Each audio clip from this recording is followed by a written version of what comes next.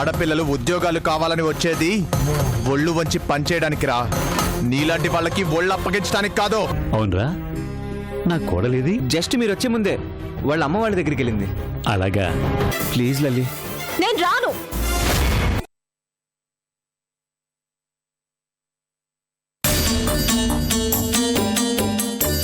వచ్చేసావా?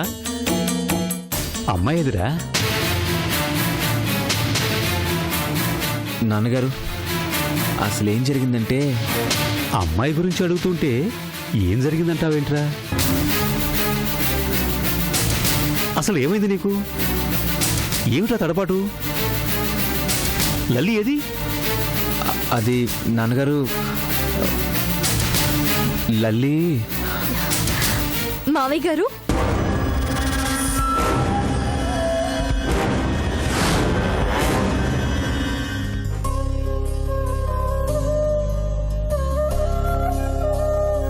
అమ్మా లల్లి. ఏంటి మావయ్య గారు మీరు వచ్చే ముందు ఒక ఫోన్ చేసుంటే నేను ఆయన కలిసి స్టేషన్కి వచ్చేవాళ్ళం కదా.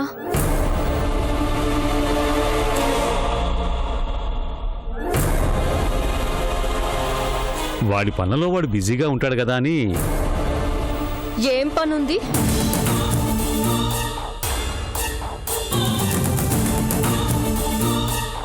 అదేంటమ్మా? అదే మిమ్మల్ని రిసీవ్ చేసుకోవడం కన్నా ముఖ్యమైన పని ఏముంటుంది అంటున్నాను. దాందే ఉందిలేమ్మా, ఏసీపీ అంటే మామూలు విషయమా? అందుకే వాడిని ఇబ్బంది పెట్టడం ఎందుకులే అని నేనే వచ్చేశాను. అయినా ఆరోగ్యం బాగాలేనప్పుడు ఫోన్ చేసి ఒక్క మాట చెప్పొచ్చు కదా. మేమే అక్కడికి వచ్చేసేవాళ్ళం కదా మామయ్య గారు. అంత సీరియస్ ఏమీ కాదులేమ్మా, ముందు జాగ్రత్త చర్యగా చూపించుకుందామని వచ్చాను అంతే. సరే సరే ఉండండి, వంట చేస్తాను. పెళ్ళయ్యాక నా చేత్తో మీకు వండి వడ్డించి చాలా రోజులైంది. ఆంటీ, ఏర్పాట్లు చేశారా? ఆ ఏర్పాట్లోనే ఉన్నానమ్మా. పదండి, నేను వస్తున్నాను. మామయ్య గారు, మీరు అలా వెళ్ళి కూర్చోండి. 10 నిమిషాల్లో వంట పూర్తి చేస్తాను. బయటికెళ్ళొచ్చావు, అలసిపోయి ఉంటావు. ఇప్పుడు వంట వార్పని నీకు శ్రమ ఎందుకు? లక్ష్మి చేస్తుందిలే. కార్లోనే కదా వెళ్ళొచ్చాను, అందులో అలసటే ఉంటుంది మామయ్య గారు. ఇన్నాళ్ల తర్వాత వచ్చిన మీకు నా చేత్తో వండి పెట్టకపోతే కోడలిగా ఇక నేనెందుకు? ఆంటీ, మీరు పదండి. మామయ్య గారు, మీరు కూర్చోండి.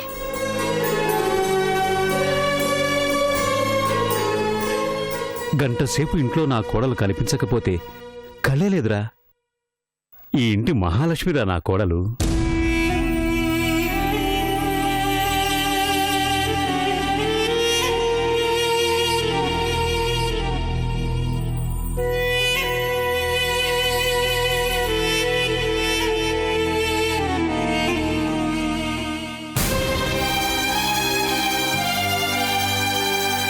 థ్యాంక్స్ లల్లి, నువ్వు వస్తావు అనుకోలేదు. నేనే నీ కోసం రాలేదు. నాన్నగారి కోసమైనా వచ్చావుగా, అది చాలు. నేనొచ్చింది మీకోసం కాదు, రాజా కోసం. రాజా కోసమా? చూడు లలిత, దొరగారికి బాలేదు అంటే నువ్వు వెళ్ళుండాల్సింది. వాడు తప్పు చేశాడని ఆయన్ని బాధ పెట్టడం మంచిది కాదు.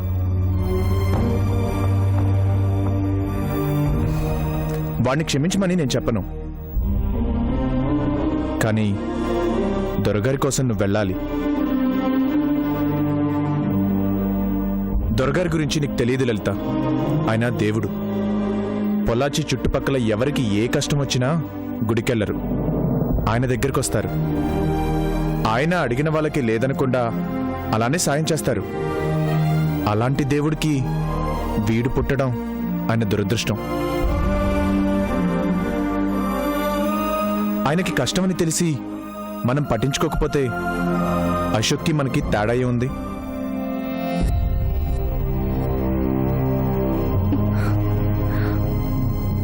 అలా అని నా మనసుకి నేను సర్ది చెప్పుకోలేకపోతున్నాను.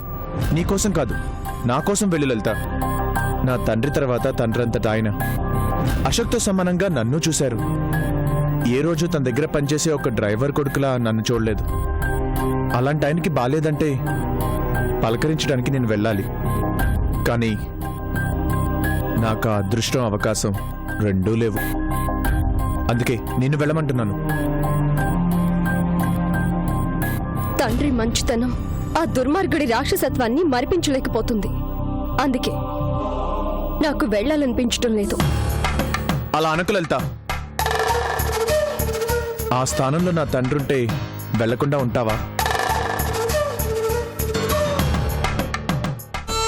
నువ్వు వెళ్ళలేదా అంటే ఆయనకు అనుమానం వస్తుంది. గట్టిగా నిలదీస్తే అశోక్ నిజం చెప్పక తప్పదు. ఆరోగ్యం బాలేని దొరగారు అది తెలిస్తే తట్టుకోలేరు.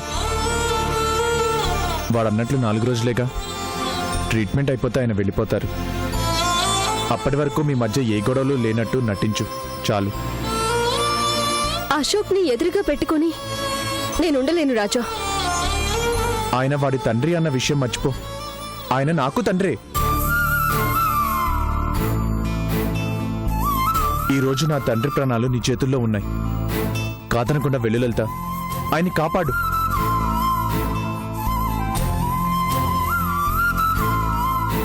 అడిగిన వాళ్ళకి కాదనకుండా సహాయం చేసిన ఆయనకి సహాయం చేసే అవకాశం నీకొచ్చింది. వెళ్ళు లలిత. మా దొరగారికి నిజం తెలియకముందే వెళ్ళు. ఆయన ఆరోగ్యం కోలుకునే వరకు వాడి భార్యగా కాదు, ఆయన కోడలిగా ఉండిరా చాలు.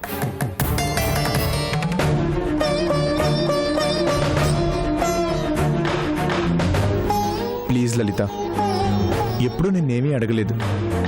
నా కోసం ఈ సహాయం చెయ్యి ప్లీజ్. అర్థమైందా ఎందుకొచ్చానో, ఎవరి కోసం వచ్చానో? అంటే రాజాగాడి కోసం వచ్చావే గాని నా కోసం రాలేదన్నమాట.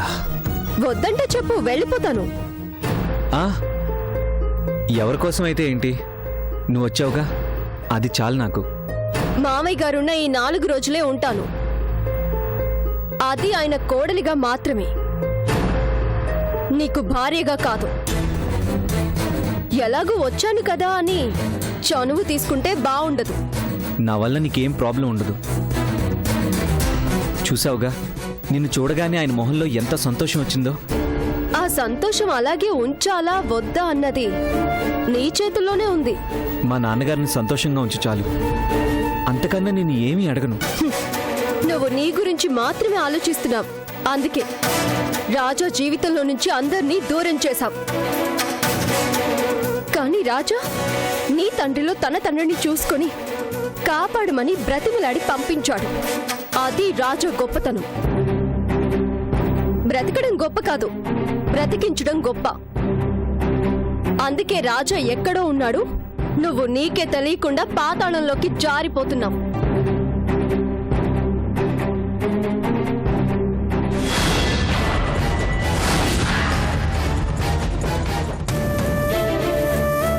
అమ్మా లల్లి, నువ్వు రాను అన్నావని తెలిసి దొరగారికి ఏం చెప్పాలా ఎలా చెప్పాలా అని అశోక్ నేను అల్లాడిపోయాం.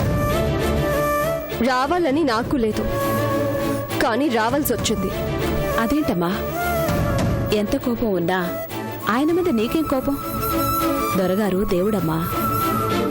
ఏదో ఆరోగ్యం బాగాలేక డాక్టర్ గారికి చూపించుకోవాలని వచ్చారు. ఈ సమయంలో మీరిద్దరూ ఇలా విడివిడిగా ఉంటున్నారు అంటే తట్టుకోగలరా? తట్టుకోలేరు అంటేనే వచ్చాను. పోనీలేమ్మా, పరిస్థితి అర్థం చేసుకుని వచ్చావు. అదే 10,000. ఆయన ఉన్న ఈ 4 రోజులు మీ మధ్య ఏమీ జరగనట్టే ఉండాలి. మీరిద్దరూ సంతోషంగా ఉన్నారని ఆయన అనుకుంటున్నారు. ఆ సంతోషాన్ని అలాగే ఉండనివ్వండి. 10 మంది మంచి కోరే దేవుడమ్మా ఆయన. ఆయన్ని మాత్రం బాధ పెట్టకండి. అందరిలో దేవుడు కనిపిస్తాడు. బయట జనమంతా దేవుళ్ళ కొలిచే మీ అబ్బాయిలో మాత్రం నీకు రాక్షసుడు కనిపిస్తాడు. ఎందుకంటే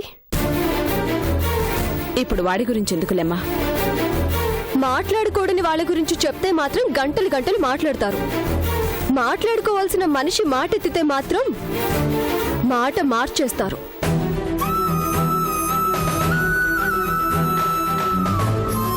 కొంచెం కళ్ళు తెరిచి చూడండి ఆంటీ.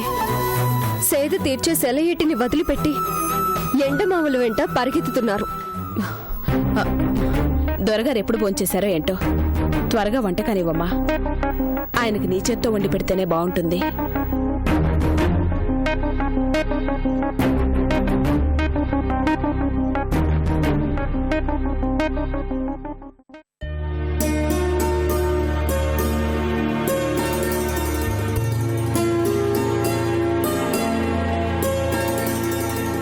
సార్, గచ్చిబౌలిలో మన న్యూ కన్స్ట్రక్షన్ కి సంబంధించిన ఫైల్ సార్. మీరు సైన్ చేస్తే పర్మిషన్ కోసం పంపించాలి. ఓకే.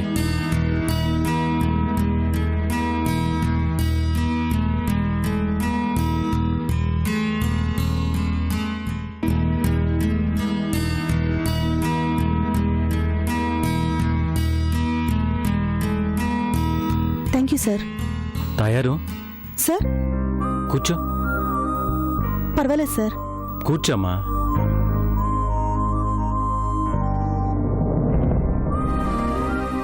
లల్లి అలా ఉంది. అందరూ ఉన్న అనాథ ఎలా ఉంటుంది సార్?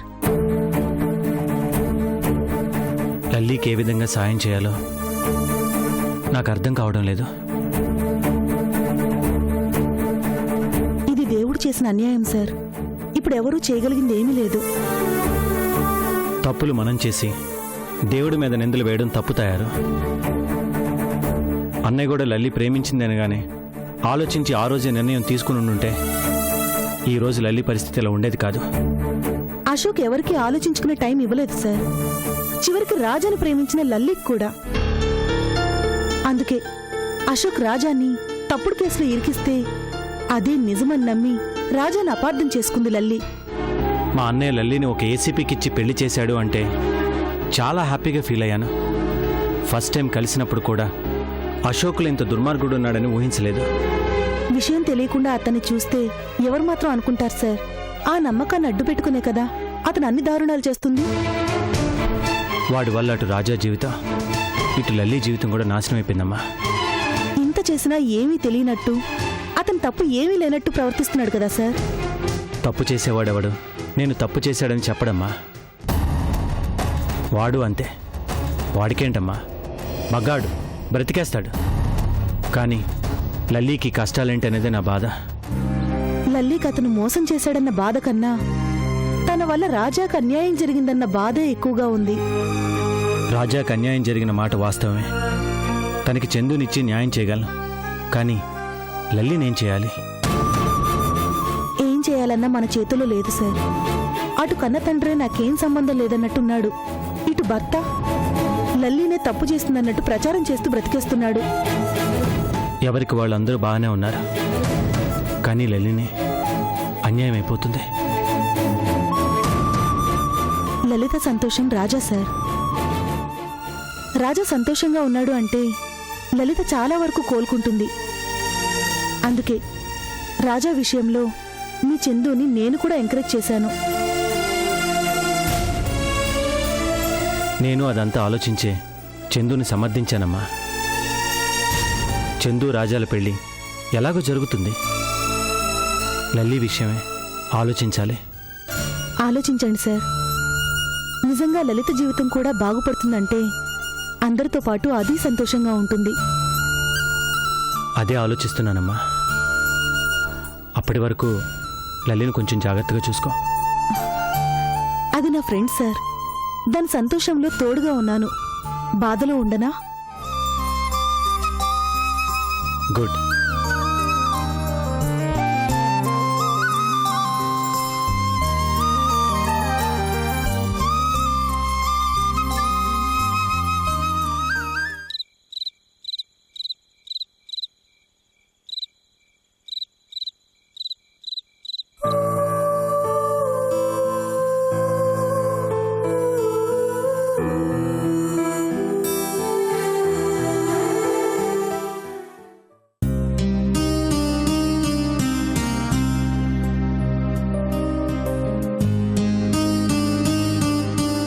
మామయ్య గారు, ఆ. భోజనం చెద్దురుగాని రండి. ఏంటమ్మా, వంట అప్పుడైపోయిందా? ఎంతసేపు? మా నలుగురికే కదా మామయ్య గారు. అది ఇంటి ఇల్లాలంటే నీలా ఉండాలమ్మా. 100 మంది వచ్చినా ఆకలి తెరిసేలోపు అన్నానికి రండి అంటే ఆ అభిమానానికే కడుపు నిండిపోతుంది. నిన్ను చూస్తుంటే ఈ రోజుల్లో పుట్టిన మా రోజుల్లో పుట్టిన అమ్మాయిలా ఉన్నావమ్మా. పదమ్మా.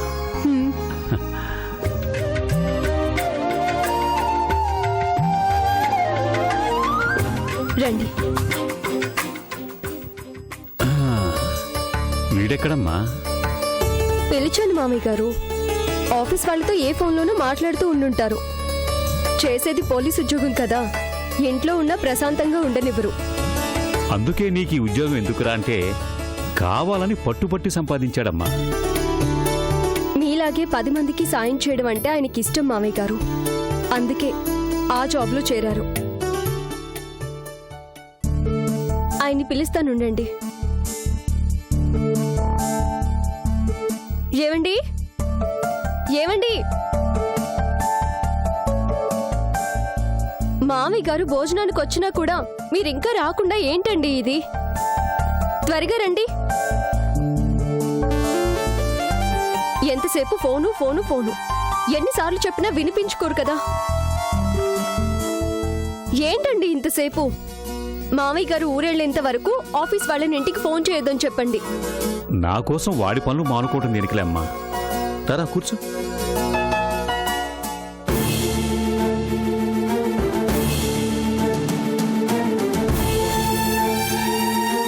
నేనొచ్చింది మీకోసం కాదు, రాజా కోసం.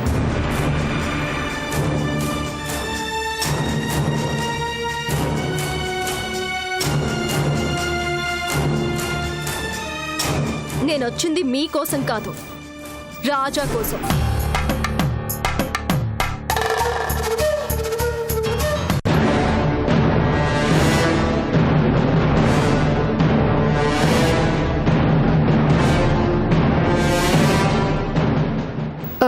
ఆంటీ, నేను వడ్డిస్తాను, మీరు కూడా కూర్చోండి. పర్వాలేదమ్మా. అమ్మాయి వడ్డిస్తానంటుందిగా, కూర్చో లక్ష్మి. మీరు తినండి బాబు, నేను తర్వాత తింటాను. తినచ్చు కదమ్మా, ఏ? నువ్వు అమ్మా అని పిలిచినా ఆయన ముందు కూర్చునేంత పెద్దదాన్ని కాలేదు. దేవుడి ముందు భక్తులెప్పుడూ నిలబడే ఉండాలి.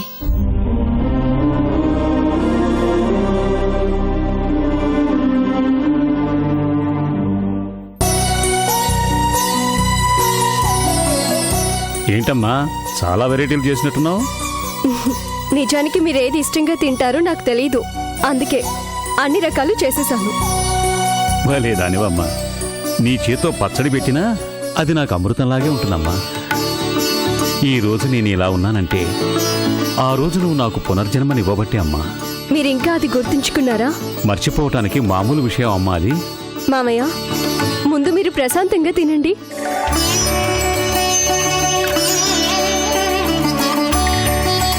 ఏమండి, మీరేంటి తినకుండా? ఈ కూర మీకు బాగా ఇష్టంగా. చాలల్లి. ఏంటి చాలు? మొదటి ముద్ద నోట్లో పెట్టుకున్న దగ్గర నుంచి మీకొచ్చే మాట అదేగా. తినండి. పేరుకు పెద్ద పోలీస్ ఆఫీసర్ ప్లేట్ అన్నం కూడా తినలేరు. అమ్మాయి ఇలా వడ్డిస్తుంటేనే ఇలా ఉన్నావంటే ఏం తింటున్నావురా నువ్వు? ప్రేమగా పెడుతుందిగా, తిను. తినండి, చల్లారిపోతుంది.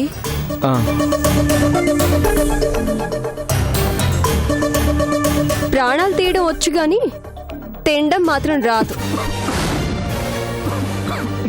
అయ్యో అయ్యో,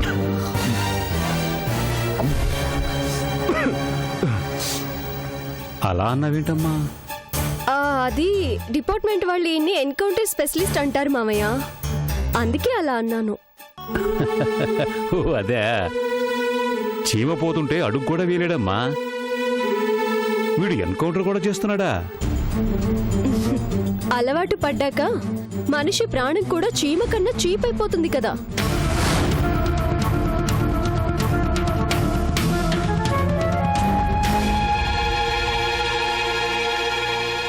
నాకింక చాలు. ఏం తిన్నారని? తినండి తినండి. చాలు చాలు చాలు.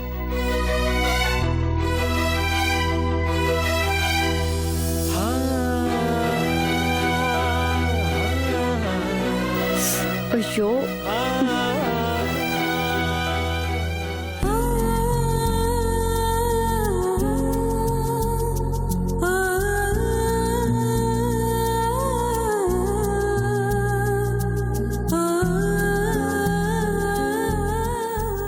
తినండి.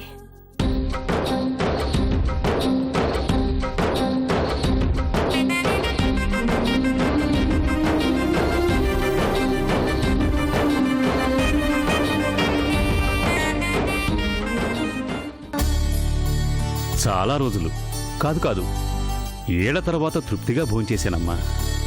వంటలు ఎలా ఉన్నాయి మామయ్య గారు? పర్వాలేదా? మా అమ్మ గుర్తుకొచ్చిందమ్మా. మీరిద్దరూ ఇలా ఆనందంగా ఉండాలనే కోరుకున్నాను. అలాగే ఉన్నారు. అదే సగం కడుపు నింపేసింది.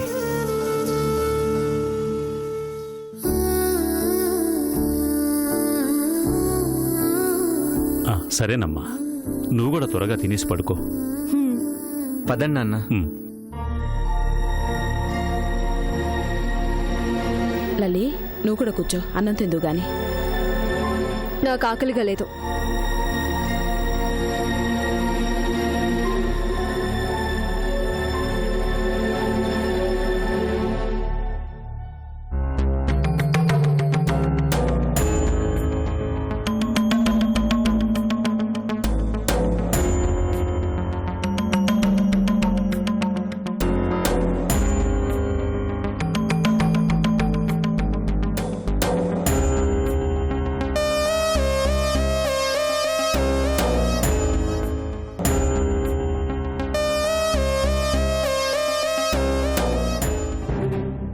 ఇక్కడికి వచ్చారేంటి?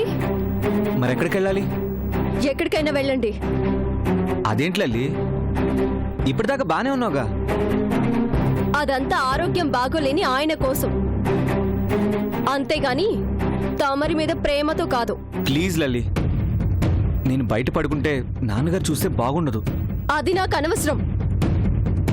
ఆయన అడిగితే ఏం చెప్పుకుంటావో చెప్పుకో. నువ్విక్కడ పడుకుంటే మాత్రం నేనే బయటికి వెళ్ళిపోతాను. లల్లి వద్దు, నా పాటికి నేను పడుకుంటాను, నీ పాటికి నువ్వు పడుకో. అవన్నీ కుదరదు. కాదంటే చెప్పు, ఈ క్షణమే వెళ్ళిపోతాను. వద్దు,